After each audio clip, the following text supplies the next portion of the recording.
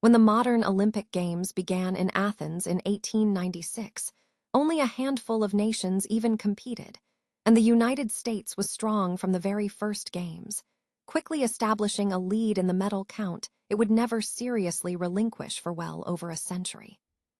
Germany, Great Britain, and France were the other early powerhouses of that era, trading places for the next several spots throughout the early 20th century, even as two world wars forced the complete cancellation of the Olympics in 1916, 1940, and 1944.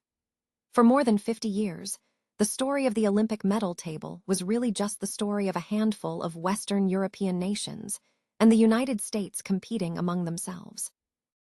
Then, in 1952, everything changed.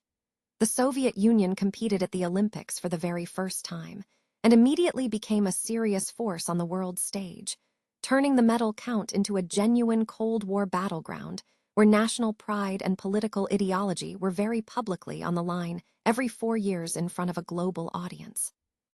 For the next 36 years, the USSR pushed the United States harder than any nation before or since, at times nearly closing the gap entirely. Particularly around the Olympics, the U.S. led a boycott of in 1980, and the Olympics the Soviet bloc boycotted in retaliation in 1984. Germany, meanwhile, was split into separate East and West German Olympic teams from 1968 all the way through 1988, and remarkably, tiny East Germany's state-sponsored sports program made it one of the most efficient medal-winning machines in the entire history of the Olympics relative to its small population. A legacy later revealed to be built partly on a systematic government-run doping program.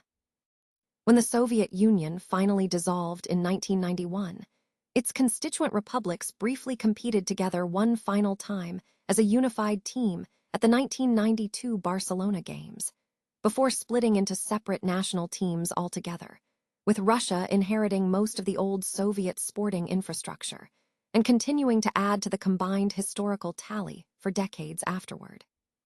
Germany reunified around the same time, merging its long-divided sporting programs back into a single team. Meanwhile, a country that had barely registered on the medal table before the 1980s was quietly building something enormous behind the scenes. China's genuine Olympic breakthrough really began in 1984, and its rise over the following 4 decades has been nothing short of extraordinary, accelerating dramatically once China hosted the 2008 Beijing Games, an event the country treated as a national coming-out party on the world stage and backed with billions of dollars in dedicated athlete development programs.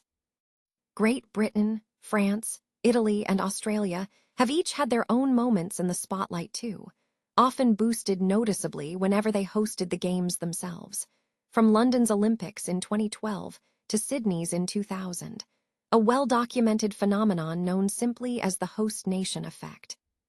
But through all of these dramatic geopolitical shifts, one single thing has remained remarkably constant for well over a century now. The United States has led the all-time Olympic medal table continuously since the very first modern Games in 1896, and by the conclusion of the 2024 Paris Olympics, its cumulative total had climbed past 3,100 medals, more than double the all-time tally of its closest historical rival.